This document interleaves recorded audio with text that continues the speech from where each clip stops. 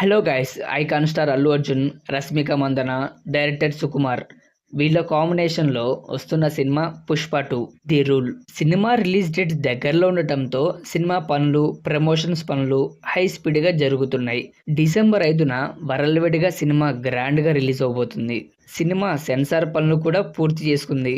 సినిమాకి UA certificate ఇచ్చారు. Family audience అందరూ చూసే విధంగా సెట్ చేశారు సినిమాని. అయితే సెన్సార్ వాళ్ళు చెప్పినట్టు కొన్ని సీన్స్ కట్ చేశారంట. సెకండ్ హాఫ్లో ఒక హై వోల్టేజ్ యాక్షన్ సీన్స్లో కొన్ని షార్ట్స్ని కట్ చేశారంట. ఇక సినిమా మొత్తం రన్ టైం 3 గంటల 21 నిమిషాలు ఉందంట. పుష్ప పార్ట్ 1కి కూడా యూఏ సర్టిఫికేట్ వచ్చింది.